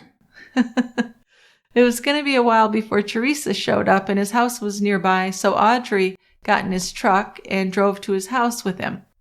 And they ended up staying there for about 45 minutes. He showed her his artwork in the living room, then took her downstairs to his office where there was more art and some wine. He was polite, but Audrey became uncomfortable. She said he was getting really close to her and acting flirtatious. So he brought her back to the restaurant about 8:15 p.m., and the party continued into the evening. Then several of the partiers, including Peter, drove to a club for more drinks and dancing. Peter was sitting in a patio area, and he gestured to Audrey to come over. Then he asked her out for dinner, and she said no because he was married. But he kept pursuing her on the dance floor and making her uncomfortable. But then he did finally go home alone. And then just after Rinette's death, Peter began calling and visiting several women who he was obviously interested in. One of those was Brenda, who agreed to come over to his house, and she got into his hot tub with him. Brenda later explained that they sat apart from each other and they were both wearing swimsuits. But Peter made some moves on her and actually fondled her breast. So she got angry and left. But Peter still gave her Rinette's golf clubs as a gift for her 10-year-old daughter. And they agreed to be friends. Well, that's one thing we didn't mention is he got rid of his wife's things right away. Yeah. And he unloaded everything. Yeah, selling and giving away her stuff, taking pictures off the walls, all that. From the time of Rinette's death, her family had been skeptical of Peter's story that the brakes wouldn't work and that he was thrown out of the window. And they recalled Peter had a short temper. They told of once when he walked away at an airport customs counter because Rinette had hyphenated her last name instead of just using his last name. And he was really furious when he found that out. They also talked about the time during a trip to Italy when he had blown up because Rinette had borrowed $20 from her brother to buy a souvenir. And then also there was a time when he yelled and said fuck in front of the children at a Christmas Eve dinner because he had complaints about the pasta. So it seems like he did have a temper and could be kind of verbally difficult and hard on Rinette. Yeah, and controlling. Yes. So there's tensions between him and the family, Rinette's family. Right. And they came to the surface at Rinette's funeral, and then just increased as time progressed. Rinette's brother Richard recalled that after the funeral, he drove to Incline Village to pick up some of the family belongings that Rinette had taken when their mother died. So when he arrived at the house, he was shocked to find hardly any evidence that his sister had ever lived there. Her clothes were gone, her pharmaceutical awards were packed away, and all the pictures of Riella family members were taken off the counters and the walls. And this is just the day of the funeral. Yeah, so this is really quick. This is boom. Yeah. They asked about Rinette's wedding dress, and that was gone too. Peter was even planning on selling their wedding china at a Butterfield's auction. So that definitely rubbed her family the wrong way. They were already feeling like he probably killed her. Yeah. Yeah. Well, they have their suspicions, right? Right, and this didn't help. No, it didn't. So about 3 months after the accident, Richard made a final trip to Incline Village to get family things, and he sat down with Peter to go over the crash. When he talked to him the morning after the accident, Peter had said the brakes didn't work. By that last visit, he was saying that, well, maybe he had the sensation of the brakes not working, and it might have been actually that he'd been hitting the accelerator. So here we've got the change in story. Then Richard asked him why he had full gas cans in the back of the pickup, and he said he needed the extra gas for a trip to Vegas, but then he said he needed the gas for his snowblower. So Richard and his brothers were not convinced at all that their sister had died in an accident. And if it wasn't an accident, they felt that Peter shouldn't get Rinette's family inheritance. Well, understandable. That's right. About 6 to 8 months after the crash, the brothers told Peter that they were going to try and block him from getting his portion of the $664,000 in farm property. And Peter hired an attorney to fight for his share. Peter told him that not only was he entitled to 1/3 share of the property, but that his share should be more than the $220,000 because the brothers had undervalued the property. So he wanted $400,000. And this, to me, is horrible. I can't imagine doing that. I can't imagine your spouse dies and you're going to get a lawyer and pretty much, in essence, sue her family. You're going to hold the family up. And it's a family farm. Why does he have any right to it? I think that's ballsy and terrible. Well, he's about money. Yeah, I guess. He said that he needed to get all the money he could because he lost the earning potential of Rinette for the next 13 to 15 years. So WTF? Really, what a thing to say. I think it's shockingly cold. And I think it kind of shocked her family that he would even say that. To look at your dead spouse as someone who just had earning potential, like she was an investment, a financial investment, and not a human being. It's dreadful. It is. But you know what? Yeah. In the end, they settled with him. They kind of had to. They settled on a $275,000 cash payout to Peter. So he's raking in the money. I know, and it's just unbelievable to me. He also got a check from the insurance company for the life insurance for $472,596. This was the $450,000 policy payout plus some interest. Then neighbors began to notice that Peter was making some expensive purchases. He bought a new boat and new cars.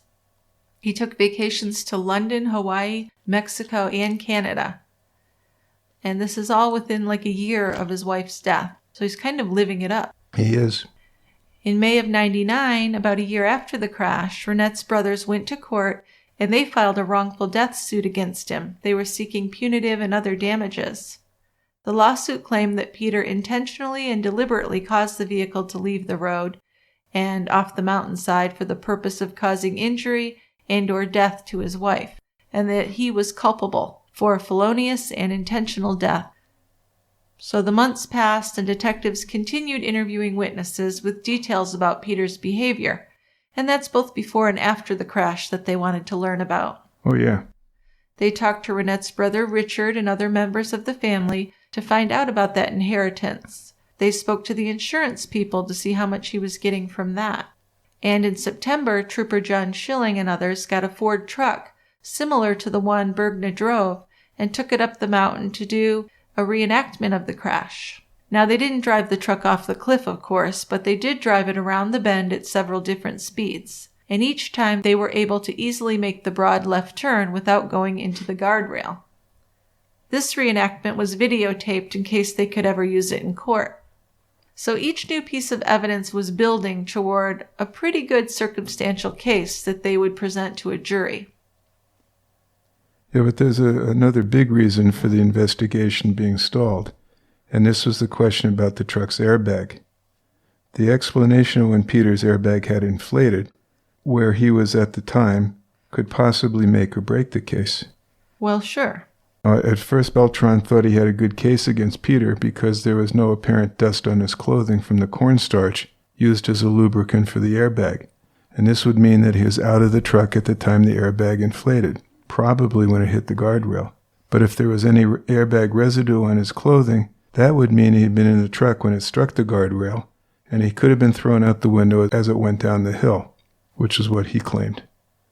So it was far-fetched, but cornstarch on the clothes could be used effectively by a good defense attorney to prove reasonable doubt. I'm not a physicist, but I just really can't imagine how a grown man could fly out of a car window. They're not that big that your body's just going to go flying out without much injury. Not without going a lot faster, but even then, I don't think I'd like to just see how many times someone goes flying out of a window on the side. You have to have a force pushing him in that direction. You would. So Peter's jacket and other clothes got sent to the crime lab for inspection, and the lab found signs of cornstarch on the jacket.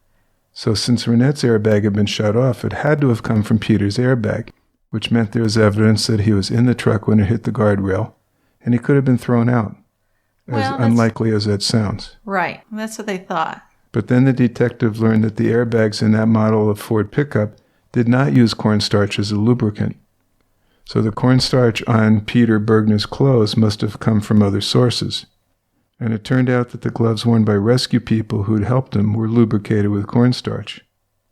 And there's also evidence that cornstarch is simply a naturally occurring material, flying all over the place in the air. Well, in microscopic amounts. Obviously. That sounds weird, but yeah. It does. I'm going to listen more to the rescue workers' gloves had cornstarch. Okay. The original report from Ford said that the bag probably would have inflated when the truck hit the guardrail. But then when investigators looked at the guardrail, they found that it wasn't as strong a barrier as they expected. It was supposed to be held to the wooden post by 5 bolts, but on the night of the accident, 4 of the bolts had been missing. Only 1 bolt had held the 2 13-foot-long metal rail sections to the post. So although they were suspicious of Peter, detectives didn't go so far as to think that he had been the one to remove the bolts, although they didn't rule it out either. Hang gliders had told investigators that they heard the bolts were removed years earlier to provide more room for a hang gliding event. Also, there was rust around the bolt holes, so they could have been missing for a while. The missing bolts would have weakened the guardrail, though, so the airbag might not have gone off when you hit the guardrail. So that kind of changes things. Sure does.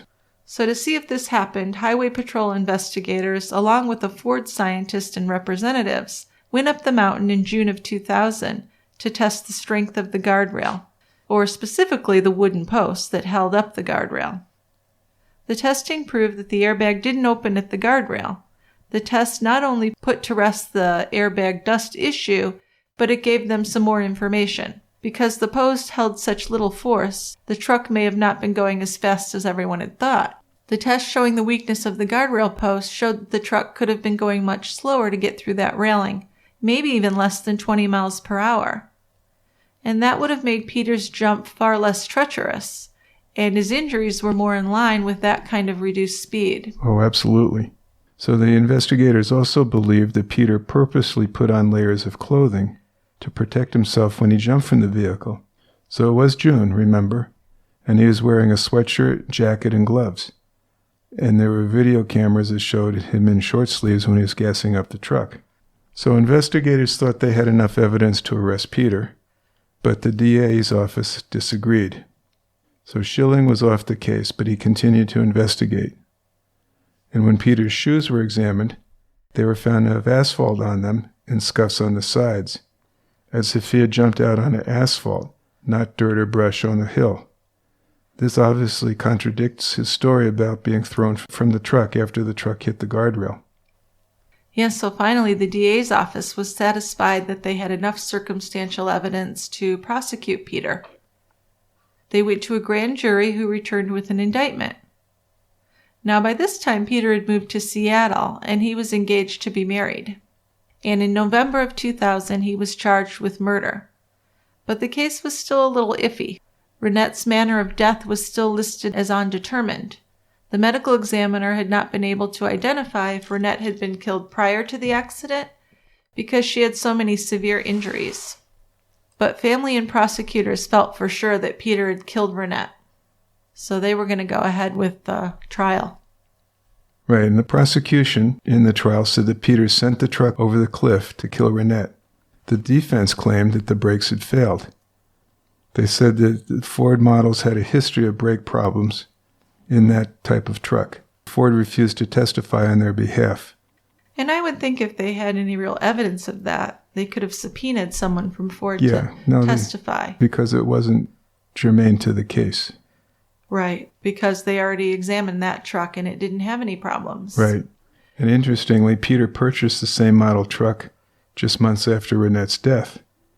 Yeah, so he must have thought it was okay. If you're thinking, okay, the brakes had failed because of a system-wide defect, why would he buy that same model? Yeah. Well, there's that part of it. And there's also, if your wife died in that truck, do you really want the same truck? That's a little weird. It is. So the shoes, the gas cans, the hat on the road, all added up to murder in the DA's eyes. But the jury deadlocked 9-3 in favor of conviction, so it was a mistrial. So that's a big disappointment for the family. But the DA was determined to take Peter back to trial, and his second trial began in 2002. Yeah, the prosecution believed that Peter had planned the murder so he would have the money and find a new wife who would spend more time with him. If he'd gotten a divorce, he would have lost a lot of that money. So he wanted to be wealthy, wanted to stay wealthy. Yeah, he had that kind of lifestyle he wanted to keep up. Then there were several women that testified Peter had made sexual advances toward them both before and after Rinette's death, and this seemed to play a supporting role in the case against Peter. They also claimed that Peter deliberately misled first responders on his 911 call, as he was waiting for the car to catch on fire and make sure Rinette was dead. Yeah, I mean, this is very circumstantial. I guess the thing that I would really point to as absolute evidence is the brakes on the truck, and just the whole physics of him flying out the window I don't think is accurate. I think if you look at the totality of things, all that circumstantial stuff adds up. I think so. I mean, I kind of worry about, if he's making sexual advances towards women, well, maybe he's kind of a scumbag. Maybe he's not the best husband, but does that make him a killer? No, it doesn't. So I kind of have a problem with that. I mean, we saw that a lot in the case of the guy in Georgia who left his son in the car. And it seemed like all the evidence they had against him is that he was trying to get all these women to have sex with him. Yeah, he was addicted to sex workers. Right. Yeah, so, I don't know. That to me, I don't really see as significant or even... Well, I don't think that's really significant at all. No. But if you look at his changing stories... That's a big one. The fact that the brakes appeared to be functioning in the truck when they examined it, the implausibility, if not impossibility, of him being thrown from the truck, from the cab of the truck, and not suffer more serious, obvious injuries. Right. I think things really add up to him doing it. Yeah, I think you're right. You've convinced me. And I'll add one other thing. Yeah. I think he probably killed his wife when they first stopped and talked about and divorce and stuff. So you think she was dead before she went over the cliff? I think she was dead before the truck went over the cliff. Mm-hmm.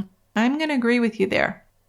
Because I think that it would be hard for him to pull this off if she was awake and saw what was going on. That's my thinking. Especially if it was going only 20 miles an hour. I feel like he probably already had the door open and was just kind of, gliding down towards an area where he'd already weakened the guardrail. Maybe I'll say she might not have been dead, but she was unconscious. Yeah. She wasn't aware. I think she was probably dead when he got out of the car and had his cigar, because her family said she was never really one that was bothered by smoke.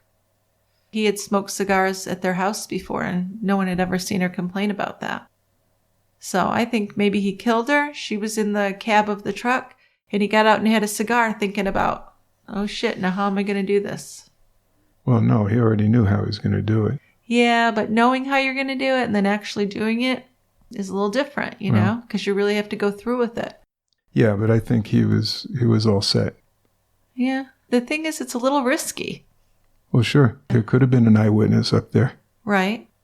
There's lots of things that could have gone wrong. Right. Maybe some teenagers wanted to go up and make out in that area. And there's see an unconscious woman. Lots of things that could go wrong, but it worked out, at least for the short term, for Peter. Yeah. Well, not in the long term. No. He was convicted of first-degree murder.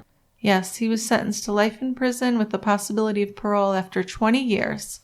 But he still claims that he's innocent. Well, you have to. After his conviction, he immediately filed an appeal with the Nevada Supreme Court, and that was rejected. And then later in 2010, another appeal was filed that was rejected. So he's now living at the Northern Nevada Correctional Center in Carson City. What else can we say about this case? I think it was kind of a difficult one to prove. If he had stuck to his story a little better, he might have gotten away with this. I think he could have gotten away with it. Yeah. But if he was more injured and he'd stuck to his story? Yeah. Didn't change it. Right. I think if he had banged himself up a lot more. And maybe don't blame it on the brakes, because you think you'd know that they're going to find out the brakes worked. Yeah. Why not say an animal ran in front of you and you steered to get away from it? But he didn't do that. No. And I'm not here to throw out better ways to murder people, so you'll stop. So I'll stop that. Well, there is a book you can read on this case, which we read, called Over the Edge by Michael Fleeman. There's a very recent episode of the show Accident, Suicide, or Murder on Oxygen, and that's titled Killer Crash. There's also an older 48 Hours episode, Mystery on Slide Mountain. So there's plenty out there. Our music for TCB was written and produced by Tristan Capel, and I just want to say thank you to everyone who's joined Team Tie Grabber or become a patron on our Patreon page. And our Patreon page is patreon.com/tiegrabber. Your support allows me to spend 40 or 50 hours a week on this podcast, and the more supporters we have, the fewer ads we need to put into our episodes. So joining Team Tie Grabber and supporting the podcast on Patreon is really easy and inexpensive. Also, we offer some very nice gifts to our supporters to show our appreciation, because we do absolutely appreciate our supporters and our listeners. If you sign up to support the cast, you'll get access to our members-only episodes, which we record each month. If you sign up now, you can download every episode we've released since March 2017. And there are some good ones. There's a lot of good ones. In June, we're covering the case of the Porco family, which is a case you might have heard of. It's Christopher Porco, who was accused of murdering his father and attempting to murder his mother. He was a college student who was living a double life of sorts, and his mother was found near death following an attack with an axe, which had killed her husband. At first, she said that Christopher was the killer, but later on she said that she didn't have any memory. So the trial was focused primarily on circumstantial evidence, much like this case we covered today. But it was strong, convincing evidence, I believe. So we'll have some good discussions on that episode. Other ways that you can support the podcast are to follow us on Facebook, Instagram, or Twitter. Also, leaving a review for us on iTunes or wherever you listen is super helpful. So we're moving on to feedback now. If you'd like to be part of our community and contribute, you can leave us a voicemail by clicking on Leave a Voicemail at our website, tiegrabber.com. Or you can send your comments and case suggestions to us at truecrimebrewery@tiegrabber.com. Or leave us your comments on our True Crime Brewery fan discussions group page on Facebook. There's really an amazing group of people who not only discuss TCB cases, but all kinds of true crime. One more thing, we have a lot of new TCB merch at our TeePublic store. So if you visit Shop the Brewery on our website, you can click on our TeePublic link and get our logos on all kinds of stuff, from t-shirts to iPhone cases to pillows. Check it out. It's a great way to support the podcast and to show your quiet end pride. Okay, Dick, I know you just can't wait to get to feedback, so let's go. I got some feedback for you. I got one voicemail and a few emails. The voicemail is from Marge. Thank you, Jill and Dick, for your fascinating and well thought out podcasts. I spent ages trying to work out how to subscribe, and it was only when I heard the story about Dick's bow tie wearing that I worked out what the name of your site was. Thank goodness. I love the beer comments, giving me a new appreciation for my favourite beers. As a forensic science teacher, I look forward to my continued enjoyed listening for all the extra interesting snippets of information that I pass on to my students. Once again, thank you for your very easy to listen to voices, not always found on podcasts, and I look forward to many more.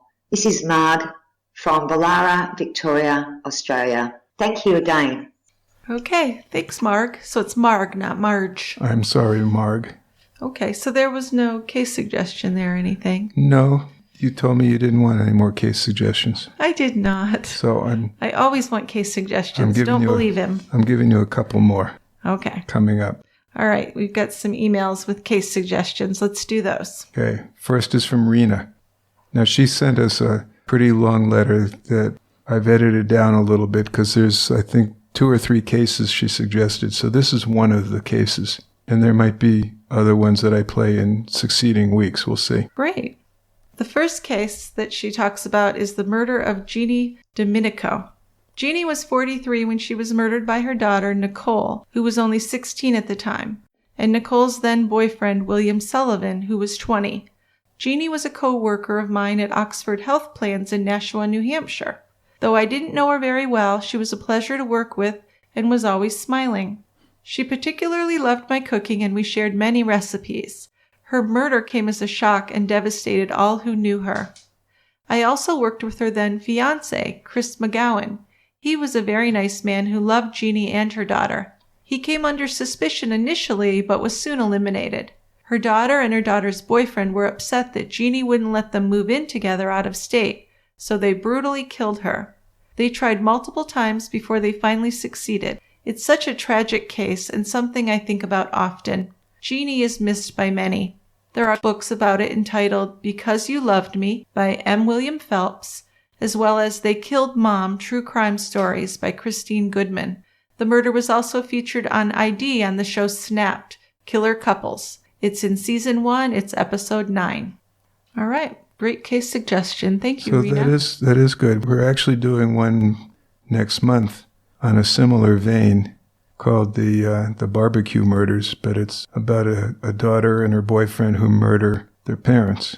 Her parents. Yeah. So, but this is a good case. I looked into it because it was kind of a New Hampshire case. Yes, right. That's near where we used to live. That's right. So we'll keep it in the queue. And then we have a case suggestion from Emily. Emily has one case suggestion. Okay. I think. Maybe there might be more than one, in which case we'll revisit her too. So Emily says, "Hi, Dick and Jill. I love your podcast and I really enjoy the beer reviews." That must be why I took this one. "I'm happy to say I got the perfect Mother's Day gift this year. My husband signed me up for Tie Grabber. Yay. Currently, I am still catching up on old episodes and will soon dive into the members-only episodes.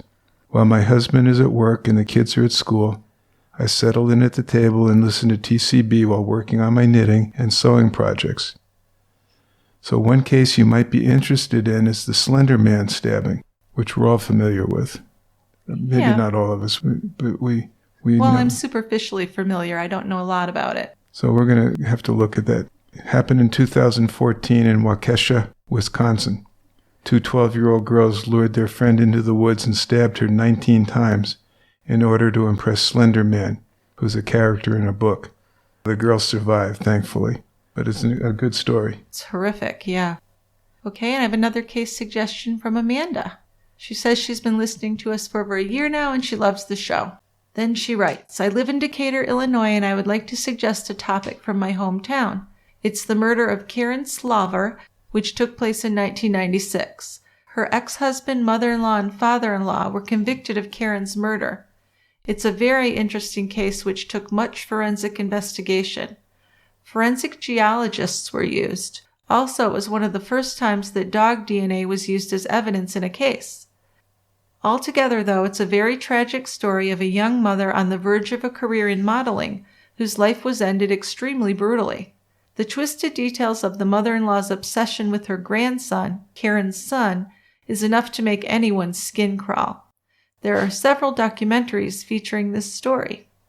I also work at Decatur's first brewery in 100 years, Decatur Brew Works. We have some amazing beers I could send you.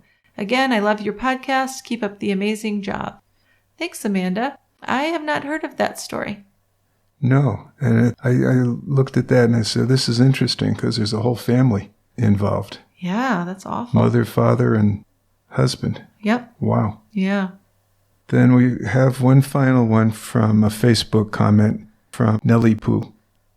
Okay, Nellie Pooh has a comment on Unleashed, and that's the San Francisco dog mauling of Diane Whipple by the Presa Canarios that were owned by Robert Noel and Marjorie Knoller. This is a case we covered back in May of 2018, a little over a year ago.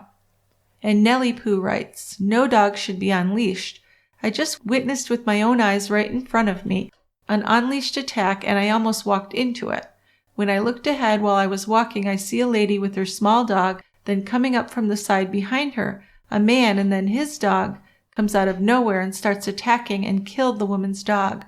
The news identified it as being a drunk woman who had the unleashed dog. That tells me something right there. Now I know why people want unleashed dogs. They don't want anyone to be able to identify the owner, so they don't have to be held accountable. Do not allow this. Every state needs to enforce leash laws. Right now, only Michigan and Pennsylvania are strict on animal control, and this endangers pedestrians and everyone, including our elderly and kids." I'm strongly in favor of leash laws. Well, sure. Don't let your dogs run around unleashed. Well, because you never know how a dog's going to respond to a certain person or another animal or anything. You don't. So it's only fair that everybody's dog needs to be on a leash unless you're in a dog park or something like Right. that. Exactly. Yeah. Well, and that San Francisco dog mauling was a horrible, horrible murder. Well, can you call it a murder? It was a horrible death. A horrible death for Those sure. people were very irresponsible with their dogs. I mean, to a frightening degree. Yeah, Yeah, that was way over the top. it was. Yep, but thank you, Nellie Pooh, for your comment. We appreciate them. Yep. So kind of a short feedback today because it ended up being a long episode, but we appreciate it. And please keep your voicemails and your emails coming with comments on cases we've covered or suggestions for cases we should cover. Or Thanks. beers, too. Exactly. So thank you, everybody, and we will see you next time at the Quiet End. Bye. Bye-bye.